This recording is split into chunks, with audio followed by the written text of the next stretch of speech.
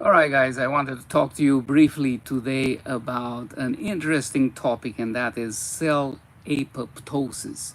And what that simply means is that for the most part, when our cells in whatever tissue die because of stress, because of old age, because of injury or infection, they don't just go to smithereens, exploding into a big mess. This process of cell death is actually a very well coordinated program. It's actually called programmed cell death. And it's not just a figure of speech or a metaphor. There are literally many mechanisms and proteins behind this. In fact, there's a balance between groups of proteins that favor cell death and trigger cell death, and the anti-apoptotic proteins that oppose this phenomenon. And for any cell to stay alive, to continue to be alive, there has to be a balance between these things. And again, whenever there is excessive stress, infection, old age, cancer, whatever it is that makes that cell a target for programmed cell death, the process is triggered, and there are several steps very well defined and again programmed. They are genetically coded for those cells to be taken apart and their contents to be packaged into little blebs, and for the immune system to clear it out, to carry it away, to recycle, whatever the case might be, with the fate of these cell fragments that end up being carried away or recycled. And I think this is a very good metaphor for what happens to us when we die, because just like in the case of individual cells, their death is not some random process, and there is no meaning and no coordination in it. In the same manner, death, albeit stressful and painful and sometimes unexpected, at a spiritual level, you all know that I'm a Christian, so what I'm going to say from here on is based on my understanding of what the scriptures say about death. Death of a person, both in terms of their bodily death and spiritually speaking, is a very well coordinated and programmed and carefully choreographed process, just like in cell death, where things follow a certain sequence. When we die, our body just decomposes and we become dust. Like the Bible says, we come from dust, and at the end of it all, we become dust again. And in fact, in the book of Ecclesiastes, it even mentions the fact that, when we are alive, we at least know that we die, and modern thinkers have added that we also know that we pay taxes. Those are the two certainties of life.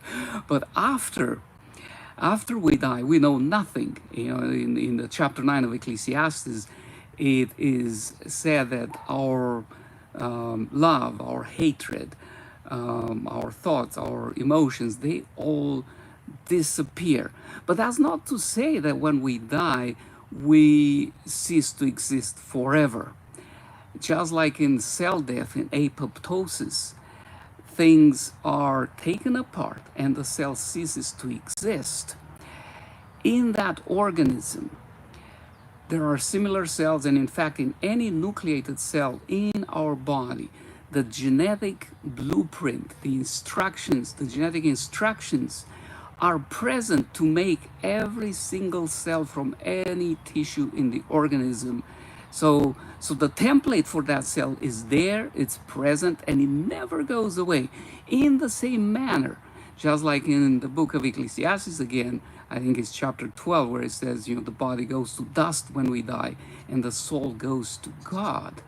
That is to say that when we die, the hard drive, if you want, with all that makes us individuals, our memories, our personality, our emotions, our experiences, our choices, all the things that again make us unique and individual, they are stored somewhere by God. And it's at His discretion to bring those back to life. Just like you could theoretically bring back to life any cell in any tissue based on the genetic instructions or the template that's present in the DNA of that, or of that species, of that organism. In the same manner, technically, an all-powerful God could bring anybody back to life based on those instructions on how to reconstitute that organism. And in fact, again, as a Christian, somebody who believes in the afterlife, and I embrace the biblical worldview, it's told in many places. Jesus himself in the New Testament has said that I am the resurrection and the life, and anybody who believes in me, he said, even though their body may die, or they may die, yet they will live. In the same manner, in later in the New Testament, the Apostle Paul talks, I believe it's in 1 Thessalonians chapter 4, where he says that, with the sound of a trumpet, with a shout of an archangel, God will call the dead back to life.